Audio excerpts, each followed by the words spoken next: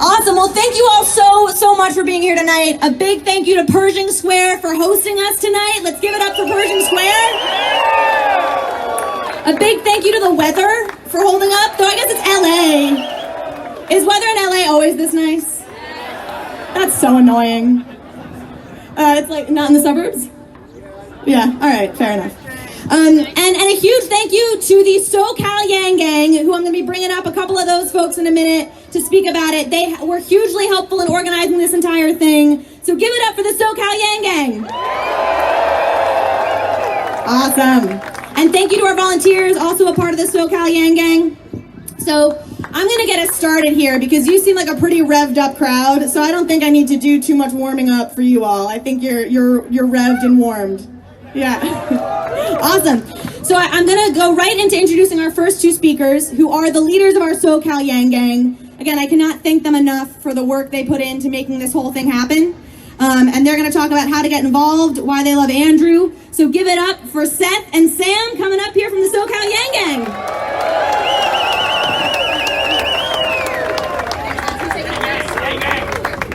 Hello, everybody. My name is Sam, and this is Seth, and we both basically organized the SoCal Yang Gang from the ground up. The Yang Gang situation, Kai, I see you right there. What's up? What's up, man? This is the guy who controls all our money. So be careful. But you know, like, it was so strange. LA Metro is a huge area with a lot of people, but we just found a lot of small Yang Gangs just scattered about, not talking to anybody, not talking to each other. And we thought, okay, traffic's horrible, right? Traffic sucks. Everything is so far away. You need a car. Many of us can't afford cars. I have a car, but, you know. But, you know, I actually had a speech, but I actually lost it somewhere in the crowd. This is not a shtick. I'm actually improvising. Yeah. But, you know, on a more serious note, we all come from very diverse backgrounds, different, even political backgrounds.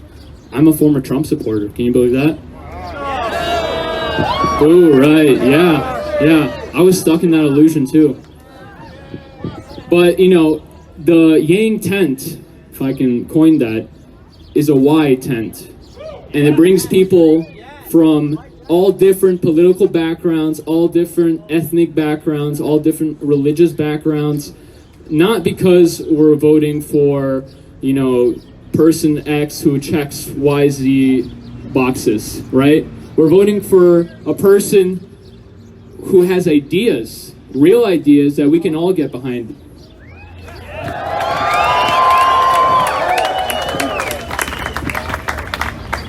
And, you know, join our group. Join the Southern California Yang Gang. We're growing, and we need leaders in every neighborhood to target every group, because we want to elect Andrew Yang come 2020. And, you know, this is my first time organizing an event. Definitely any event, like even 20 people. Like I just suck. I had a house party once. It was the worst house party ever. But this is amazing. But joining this group, I really grew as a person. And I think every person can grow when they join something that is larger than themselves. Yeah, let's get a hand for that. I didn't know I could be a motivational speaker. All right.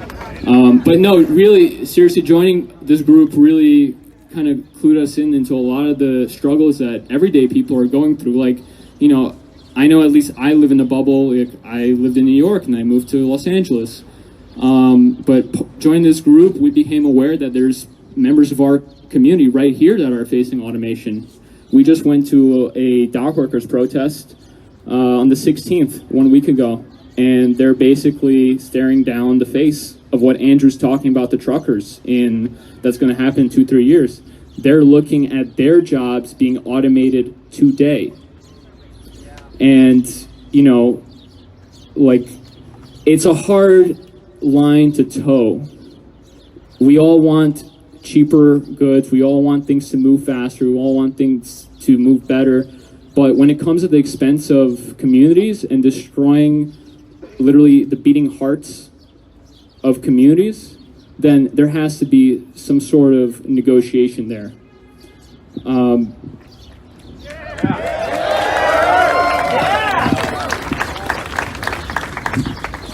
Yeah, so we're going to have another rally for them too, for solidarity. But I'm probably going way over my time. I'm sorry, Carly. Seth? Thank you, Sam. Thank you. Thank you all for being here. I also have never volunteered for a political campaign before. I've never donated to a political campaign before. So why exactly am I here? So why exactly am I here? Thank you. I see a lot of suffering around our country, this city, just blocks from here. It looks really lovely with these palm trees, but there's a lot of suffering going on. And I've kind of given up hope that our government is going to do a darn thing about it.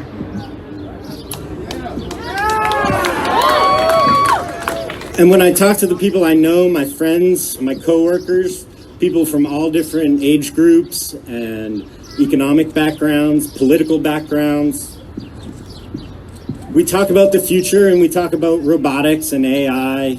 We talk about the environment. We talk about our dysfunctional political system. We talk about the hate in our communities. And these conversations always kind of end the same way. We throw up our hands and we agree we're screwed. And it's often the only thing we can actually agree upon. But it doesn't have to be this way. This is America. This is the greatest country in the history of the world, the richest country in the history of the world. So I've known about Andrew Yang for a while now. And to be quite honest, for a long time, I didn't really think he was going to get a chance to be heard. And then something truly miraculous happened. Just in the last couple weeks, you all showed up.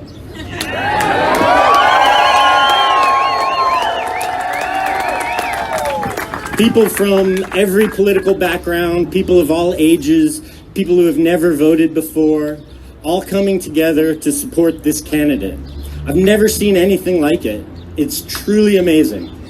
I talk to people every single day who, quite like me, have said, I've never donated to a campaign before. I've never volunteered for a campaign before, but this is different.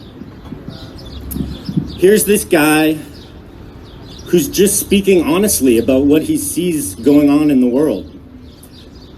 He speaks like a normal human being, a compassionate human being who has thought long and hard about what's going on in our world and is offering common sense solutions.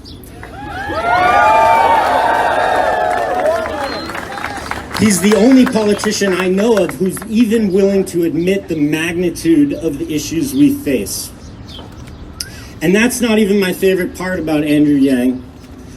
My personal favorite part is that I honestly and truly believe he cares about me. And he cares about my family. And he cares about you. And he cares about your families.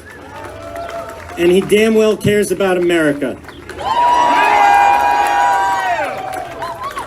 So I want to thank you all for being here tonight.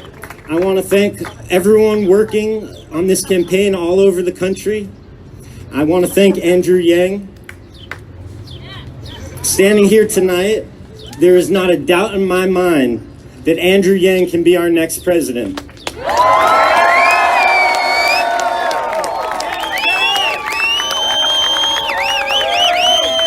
And because of that, for the first time in my adult life, I have true hope. Hope backed up by math. For my future, for our country's future, and for our world's future. So thank you all very, very much. Thank you, Andrew Yang. Thank you. Dang. Thank you both. Thank you, Seth and Sam. Truly, they have been incredible to work with putting this all together. So a major thank you to them. Next up, we have the founder of the organization, Building the Floor. He has been a huge advocate of UBI for many years, a great supporter of the campaign. Give a very warm welcome to Larry Cohen.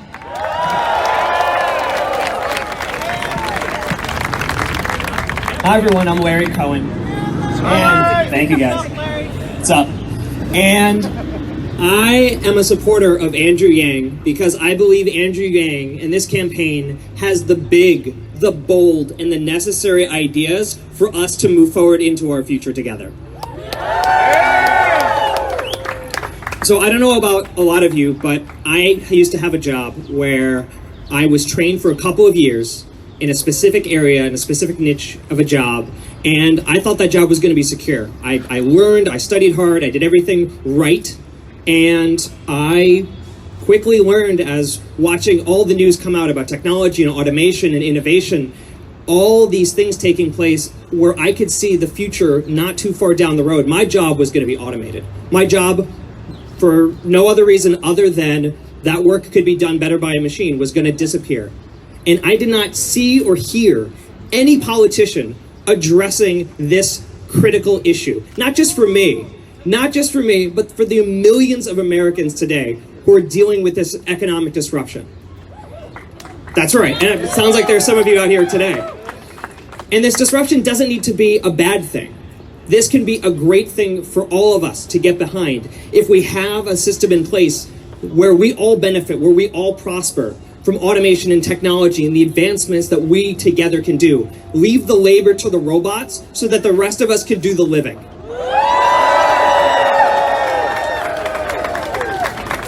So I met Andrew a couple of years ago learning about basic income. And the thing that struck me about Andrew is that he listens. He really listens. When we were sharing our stories about what we think was going to happen and our hopes, our dreams, Andrew really took the time to hear from everyone who was there, to learn about what they were going through. And he took the time to think about what he was going to say to all of us.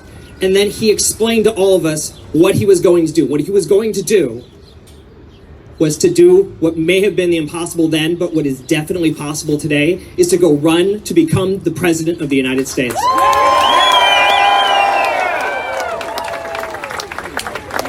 And so today, I see a wide range of people from across the political spectrum, people from the left, people from the right, all these labels that we put on each other. But we've come together today because we believe in Andrew Yang. We believe in the ideas of universal basic income, of the freedom dividend, and the 90 plus other policies that Andrew and his team have shared with the world. These ideas are going to be what pushes us forward into the future. What we're going to do to secure the bag.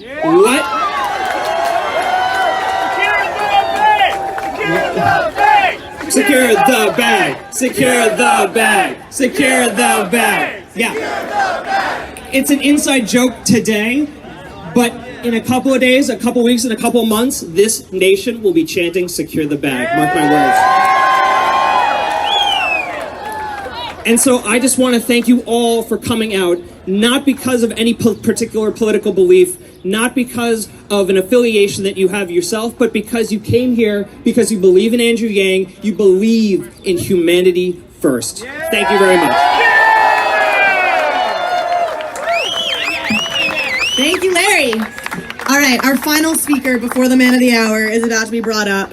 But first, I want to do my favorite chant, which is, for some of you who are political newbies here, I know we've got folks here who have not been major parts of the political process before. When Andrew comes up here, he's going to say a lot of lovely things. He'll say a lot of things like, if you look at the numbers, or by the numbers, or in the numbers or charts or something like that. And I want you all, if you got math signs out there, hold up that math sign. Yeah, there you go. And we're going to practice it now. So if I say something about math, and we need to shout math and throw your sign in the air. So if I say math, you say. If I say math, you say. If I say math, you say. There you go. That's good. One more time. I say math, you say. There you go. All right. Awesome. So I'm going to bring out our next speaker. This woman will introduce Andrew. She is a fighter, both literally and in every sense of the word. She is a former UFC fighter, an MMA fighter. Absolutely. And and she has fought for the rights of fighters to unionize and to come together collectively. Give an incredibly warm welcome to Leslie Smith.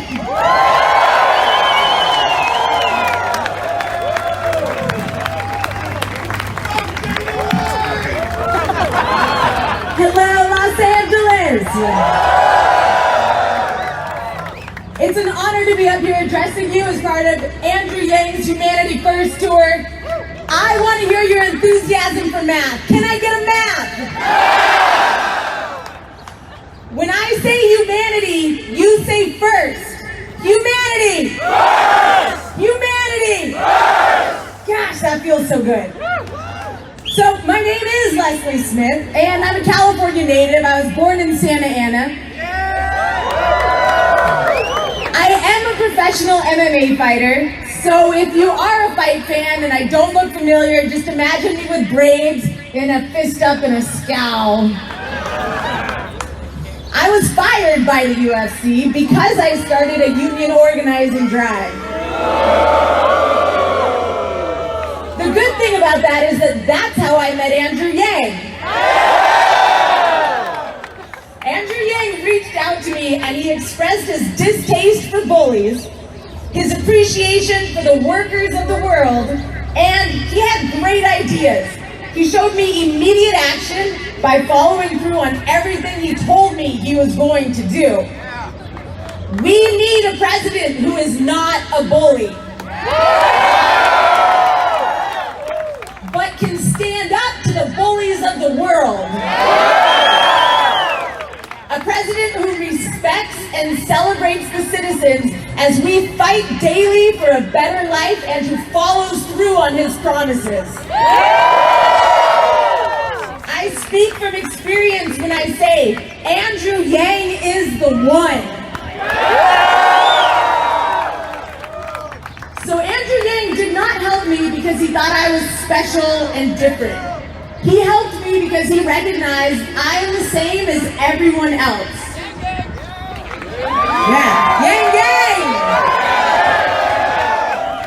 We all put in the work every day to improve ourselves and our surroundings, but we are being left out to dry by the policies that back the corporations and big companies instead of the people. We need an administration that will work for the people. I am just one of the 36% of Americans who are part of the gig economy. That's 57 million people. The freelancers, the independent workers, the hustlers. Los Angeles knows a lot about hustling. Did anybody else get 1099 this year? Yeah, well, you deserve an administration that will work for you. During my union organizing drive, I took a solid case to the National Labor Relations Board. I had success when my charges were evaluated by merit in accordance with the law. But then, strings were pulled, and the Trump-appointed head of the board dismissed my case to protect the interests of the UFC. A $7 billion company led by a good friend of the current President Trump. Governments should help the hard workers. Not throw us to the wolves to help their friends with $7 billion corporations. Human-centered capitalism.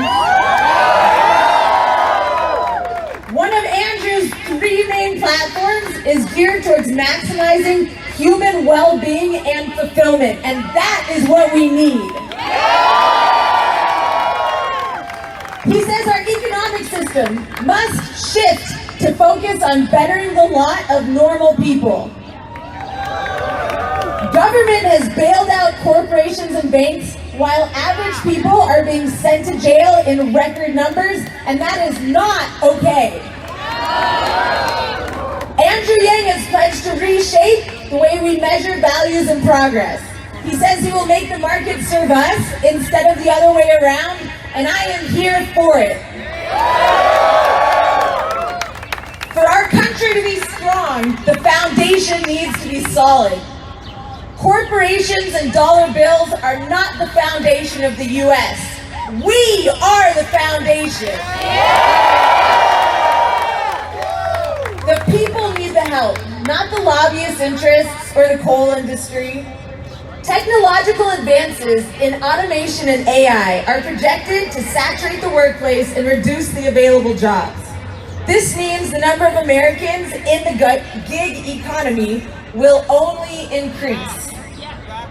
Our next president needs to be someone willing to invest in humanity, and the Freedom Dividend literally invests $1,000 a month into every citizen of this country.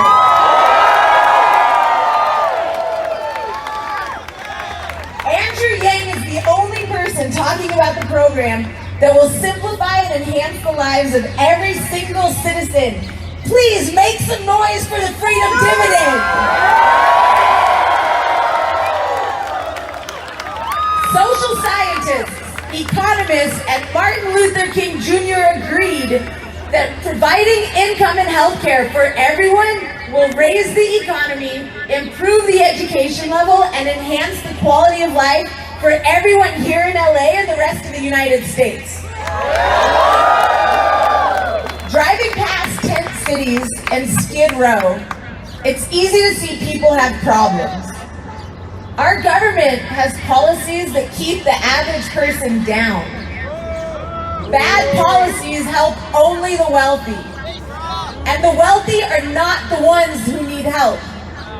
We need Andrew Yang's policies, and we have the power to vote him in. A lot of money is spent on ineffective management of government assistance programs and the fallout from those failures. Giving every citizen $1,000 a month is projected to reduce the cost to society while helping the people who actually need help. The Freedom Dividend is an intelligent solution to a real problem. This election is not about the tired and false dichotomy of blue versus red or Republican versus Democrat. We don't need to move to the left and we don't need to move to the right. We need to move forward together.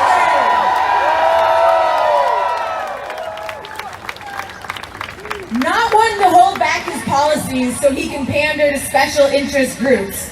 Andrew Yang has already shared a plethora of policies dedicated to helping humanity thrive. And they are based on research, logic, and math. The intelligent, confident leadership our country needs is found in a person who can stand up to the biggest bullies, work for all Americans, and prepare us for a strong future. I am proud to stand tall behind Andrew Yang because I believe he is the best. Together, we can make a difference. Together, we can elect the right president of the United States, a person of intelligence, who can speak with knowledge and compassion, and inspire us with confidence and pride. Here he is, introducing the future president of the United States, Mr. Andrew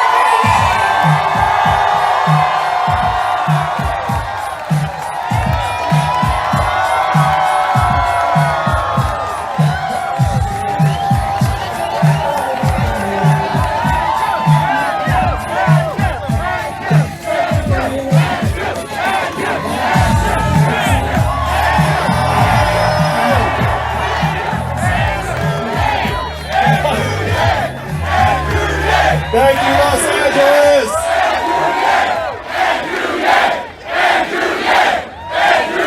Thank you! Thank you, guys. You almost got me to say chant my name. Thank you. How beautiful are you? Los Angeles, look at you! So we've got a lot of local news Fox, NBC, CNN, and I have to say to the people at home, don't adjust your dials. This is real. This is happening. Yes, only at a Humanity First rally will you see a giant $1,000 bill with my face on it. And math signs and drones. It's like people looking around saying, wow, is this real? But it is real. We're going to make it real together. Am I right, gang gang?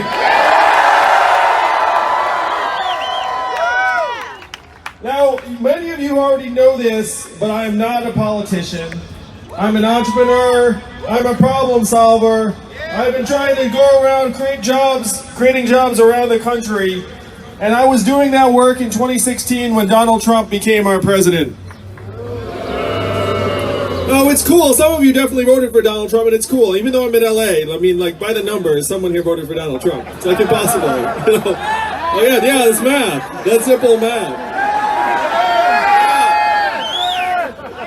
So when he got elected, I took that as a giant stop sign. I was like, wait, stop the press. The country was so desperate that we elected a narcissist reality TV star as our president. And I said, okay, we have to stop and figure that out. So if you look at the mainstream media, you get a bunch of explanations for why he's our president today. Go ahead, shout out an explanation for why is Donald Trump our president today.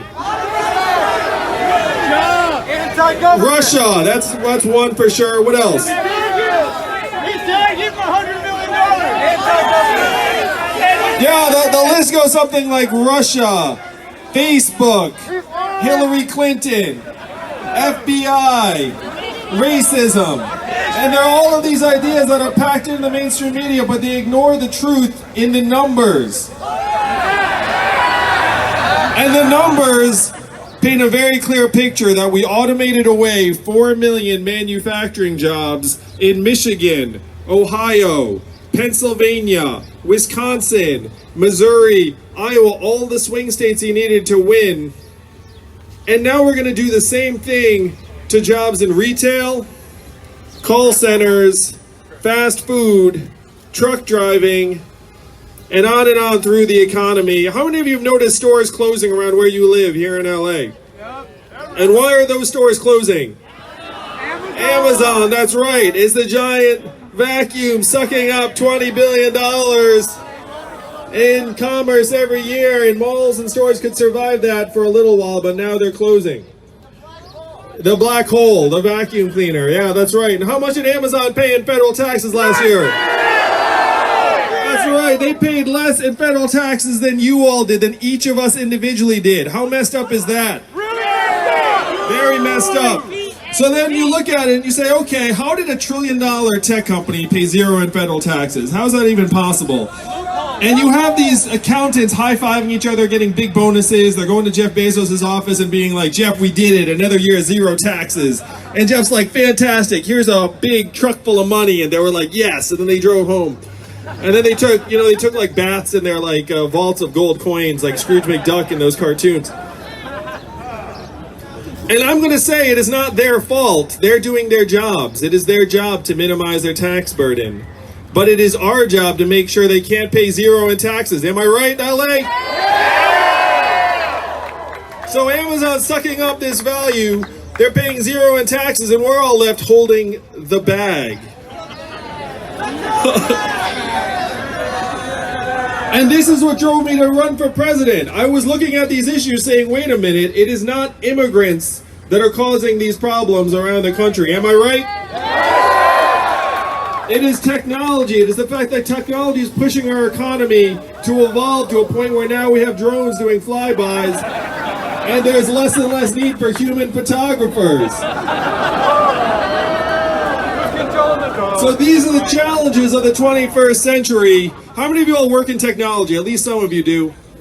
So if you work in technology, you know what I'm talking about. You know that a lot of technology is simplifying things and speeding them up and making it so that people will have less to do later. And that is not a knock on the people who work in technology who had your hands up. You're doing your job, you're making things faster, meaner, leaner, but you know that there are other people on the receiving end of it. I have many friends in technology, and when I talk to them, I say, hey, you guys automating the jobs away? They say, yeah, I am.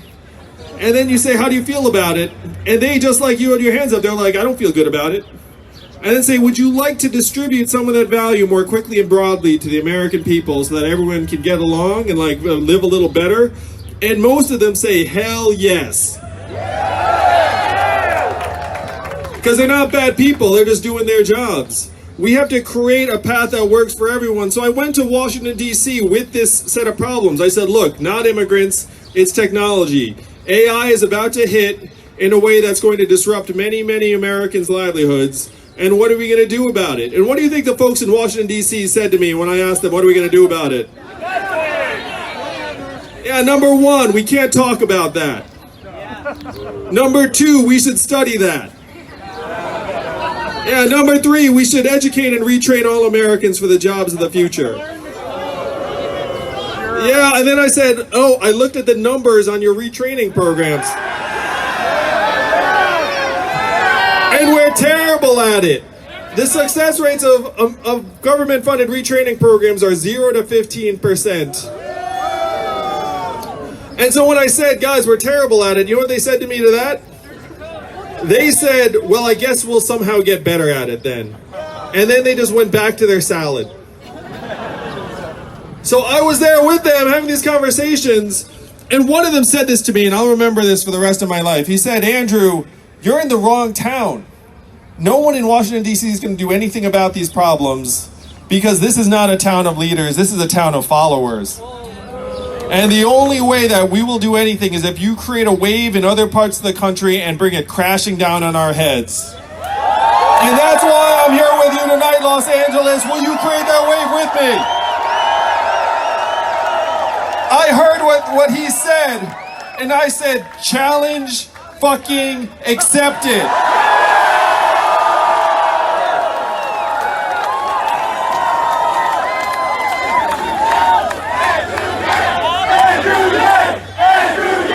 Thank you, Los Angeles. Beautiful. Chant my name. So how are we going to get America through this time? I'm sorry for the TV networks if that was live. I apologize. Like FCC. It's like some traumatized kid in the living room being like, Mom, what does that word mean? It's like, oh, don't worry about it. You'll learn later. So how do we actually evolve to make this economy work for us all? Now, if you know anything about me and this campaign, you know there's an Asian man running for president who wants to give everyone $1,000 a month. Am I right? And the first time you heard that, you were like, no way. That is way, way too good to be true. But if you dig into it, this is not a far-out idea. This has been with us since the founding of the country. Thomas Paine was for it. He called it the citizen's dividend. Dr. Martin Luther King was for it. He called it a guaranteed minimum income in 1967. He championed it until he was killed in 1968, the following year. Milton Friedman and 1,000 economists signed a study saying this would be tremendous for America. I don't know if Milton Friedman gets applause from you all. Some people love that guy. A little bit. Some people like libertarians are like, yes, Uncle Milton. It passed the U.S. House of Representatives in 1971 under Richard Nixon twice. So it passed the U.S. House of Representatives, came this close to being law. And then 11 years later, one state passed the dividend, where now everyone in that state gets between $1,000 and $2,000 a year. No questions asked. And what state is that? Alaska! And how do they pay for it? Oil! And what is the oil of the 21st century? Marijuana. That's right, Los Angeles. It's technology, you got it right. It's marijuana and technology. It's marijuana-based technology. So what they're doing with oil money in Alaska for Alaskans, we can do for everyone in Los Angeles and everyone in the United States with technology money. The money's there. I have done the math. And we have plenty of money to be able to fund a $1,000 dividend for every American adult. In part because what are we going to do with the money when I'm president in 2021 and the dividends start getting out? Where does the money go? And someone just yelled marijuana. But it goes back into your communities. You're going to spend it on paying your bills, on tutoring for your kids, on car repairs you've been putting off, on the occasional night out. And that money is going to make your community stronger. It's going to make your family stronger. It's going to make your kids healthier. It's going to improve our mental health. It's even going to improve our relationships. We are actually going to get along better when we have $1,000 a month. Am I right, Los Angeles? So this is the freedom dividend. It's going to create more than 2 million jobs around the country. And it's something that we can 100% do. There's nothing stopping a majority of citizens of a democracy from voting ourselves a dividend. Nothing at all. All we need to do is wake up our fellow Americans to the power that we possess, and we can make this dividend happen so fast. And it's hysterical watching these other politicians grapple with this, because I have to say, thanks to you all in the Yang Gang, thanks to you all in the Yang Gang, let's go out like that, yes. Thanks to you all in the Yang Gang, whenever they have rallies around the country and there's a town hall and someone asks them this question, someone's like, hey, there's a guy named Andrew Yang. He wants to give him $1,000 a month. What do you think of that plan? And then watching them try and answer that question is freaking hysterical. Because they start like hemming and hawing and looking around and being like, well, you know, blah, blah, blah, like they have these other plans, da, da, da. And none of it makes any sense. Like $1,000 in cash is going to be so much more direct and impactful than anything we can do for our citizens. And as long as enough of us come together to make that case in 2020, we can make this a reality for all Americans in 2021, 2022, and throughout my first and second terms. So that's number one, the freedom dividend. The second is we have to get healthcare off the backs of American families and workers. Am I right? Now, I have to say, you all look beautiful and sun-kissed and healthy because we're in Los Angeles.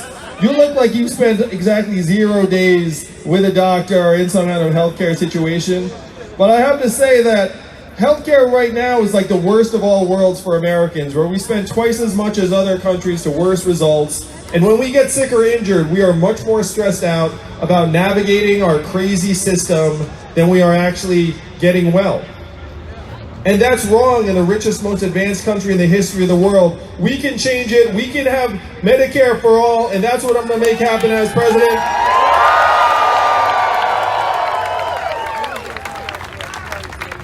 And when people ask, where are you going to get the money? I'm like, are you kidding me? We're spending 18% of GDP. We're plowing so much money into this dysfunctional system. We can get the prices down and the access up as long as we start rationalizing our crazy system. And I have a lot of friends who are doctors. I'm Asian, as you can tell. But they know too. They're like, yeah, it's true. Like, our system is a bit of a mess. And a lot of them, if you get a couple drinks in them, they're like, yeah, I'm for that too.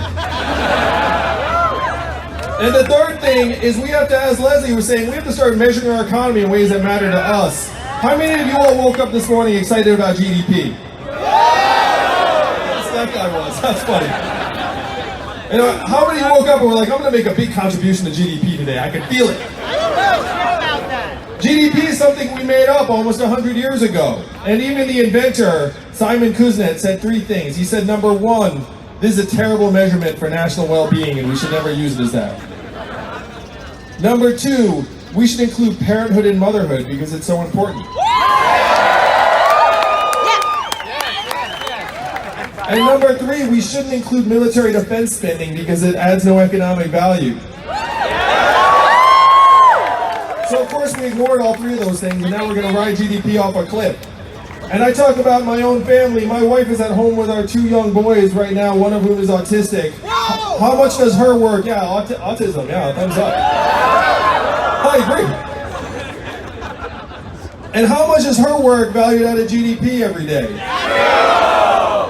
How much is the market value her work at? And we all know that's perverse and messed up.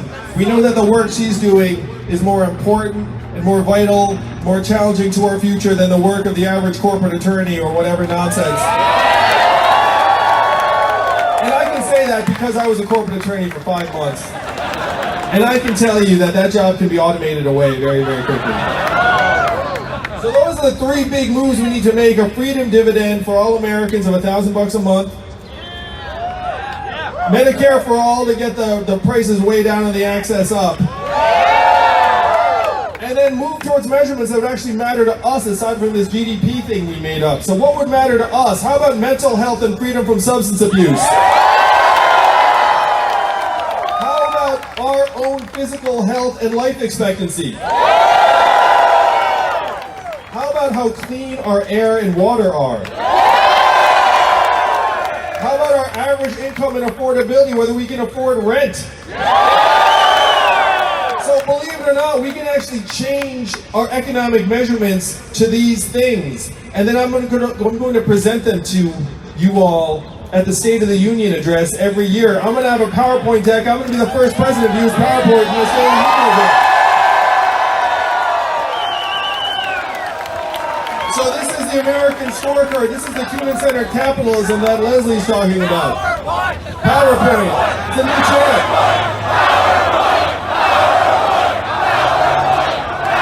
That's right, America. They're chanting PowerPoint. And you'll actually get something out of the State of the Union that you now find unwatchable. Unlike this bizarre theater performance we're all subject to. And then people are like all standing up and clapping in unison like they're trained SEALs. What the hell is going on? Instead, you'll get something out of it. You'll get real information and then some data on how we're going to improve things. We're talking about health and life expectancy. Our life expectancy has declined for the last 3 years, the first time in 100 years.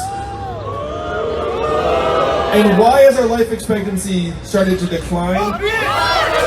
It's because 8 Americans are dying of drugs every hour. It's because suicides have overtaken vehicle deaths as the leading cause of death for the first time in American history. And so we're worshiping this GDP number while our people are dying. And it makes no sense. I can't repeat that, but he's right. So if we had the right measurements, we could see how we're doing and we can make it better. And as president, I'm going to say, look, 8 Americans dying of drugs every hour, that's horrifying and unacceptable. And we're going to get it down by 50% in my first term, and here's how we're going to do it. And then I'll report back every year. What do you think? So this is a vision of the economy we have to get behind. We have to stop arguing about socialism, capitalism, this argument from the 20th century. I can guarantee you none of them saw artificial intelligence coming. And I like to quote my friend Eric Weinstein, who said this. He said, we never knew that capitalism was going to get eaten by its son, technology. Yeah, they're family. It's like capitalism, technology, and then technology's like Oedipus, like freaking killing his dad. So our politicians are literally fighting battles from the past. And some people call me a futurist. I say I'm a presentist. Am I right, Los Angeles? We can make the future the present like that when we come together. So this is the big plan. And I have to say that Donald Trump is our president today in part because he got a lot of the problems correct.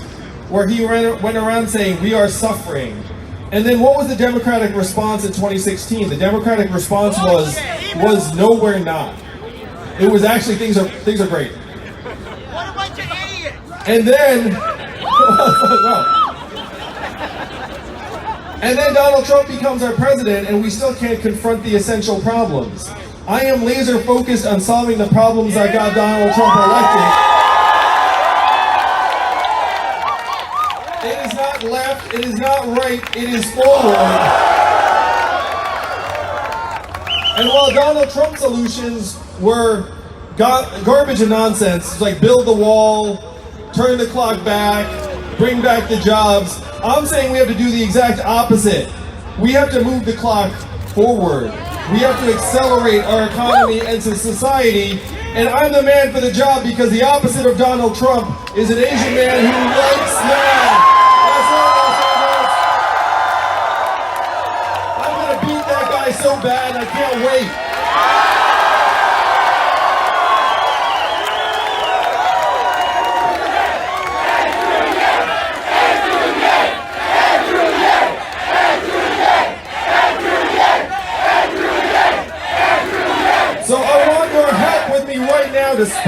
the rest of the country how we are going to beat Donald Trump in 2020. And it's because this campaign is getting people who voted for Donald Trump. A few of them here, kind of shy, it's cool. This campaign is getting libertarians. This campaign is getting independents. This campaign is getting people who did not give a crap about politics until just now. This campaign is getting Democrats.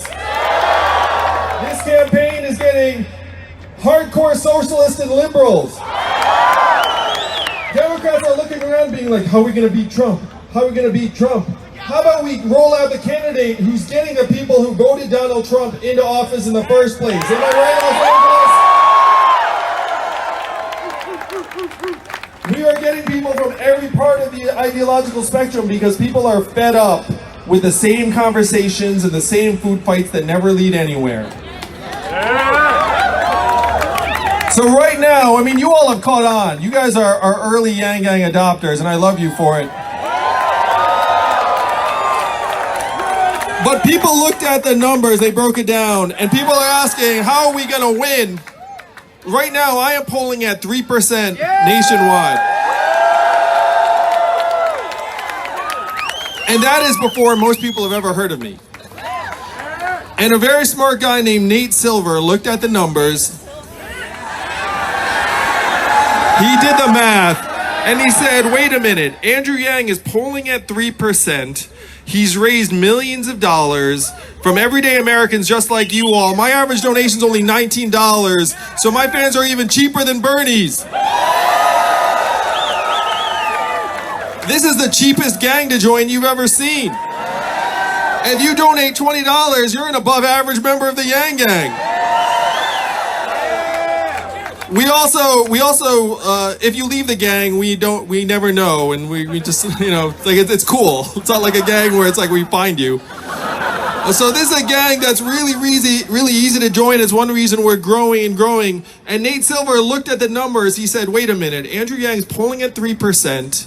He's raising millions of dollars in increments of $19, and his name recognition is lower than every other candidate's.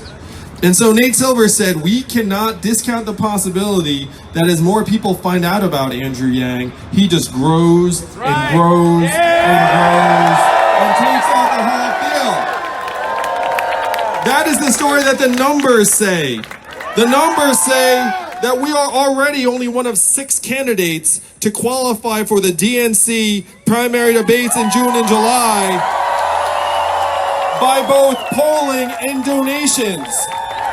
And the media is looking around being like, who is this guy? And the American people are like, I know who that guy is, and that's my guy. That's our guy. Am I right, Los Angeles? So the rest of America is going to wake up. And it's going to wake up to the fact that, wait a minute, he's talking sense. He's trying to solve the problems. And as people get behind this campaign, we're just going to grow and grow. What Nate Silver said is, no one knows what Andrew Yang's ceiling is. And I say, let's find out, right? Let's find out what our ceiling is. I've met a lot of the other candidates. They're earnest patriots. But I hate to say it, we kind of know what most of their ceiling is. We kind of know. This campaign, no one knows what our ceiling is. And I say, with your help, Los Angeles, we find out by 2020. What do y'all think?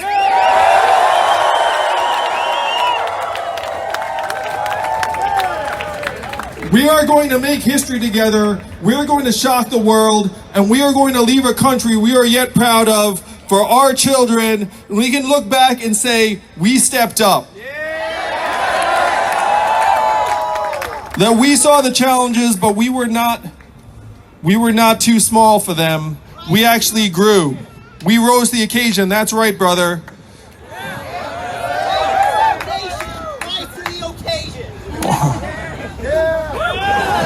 I think what he said was, build the foundation and rise to the occasion. What do we think? That's beautiful. So what we need from you all is we just need you all to initiate a couple of your friends into the Yang Gang. And all we want you to do is just send them your favorite interview, press hit, policy. It could be Joe Rogan. Give a shout out to Joe Rogan.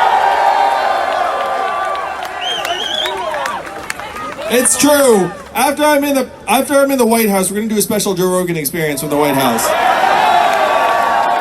It's gonna be Joe Rogan Experience White House Edition with Andrew Yang.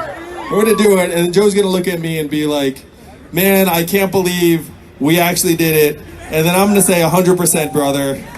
We totally did that thing.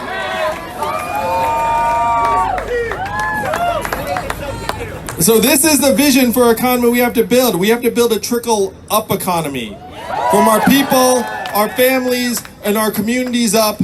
And that vision is going to take hold here in Los Angeles. It's going to go to Nevada. It's going to go to Iowa. It's going to go to South Carolina. Now, one thing that you may all not know, how many of you knew that California actually moved its primary date up this time? So the Democrats did you all a favor. The Democrats said, we're tired of the president being decided before California votes. And so they decided to move up to March. You all actually will be able to submit early votes around the same time that Iowa and New Hampshire start voting. How many of you knew that? So for the first time in decades, California is going to help choose the next president of the United States. Are you up for that, Los Angeles? And with your help, we can light the country on fire with the vision of an economy that works for us. We're gonna make history together in 2020. Thank you all very much, Los Angeles. I love you all. Thank you.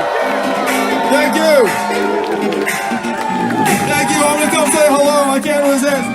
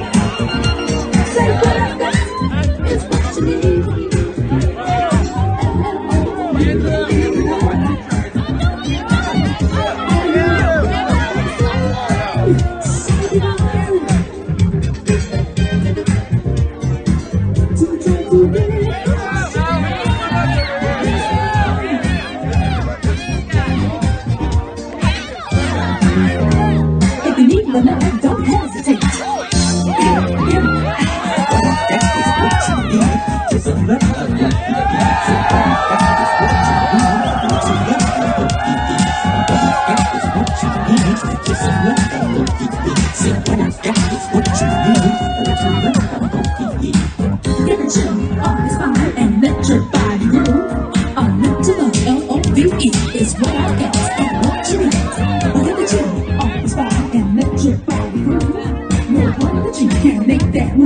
Untitled Chapter.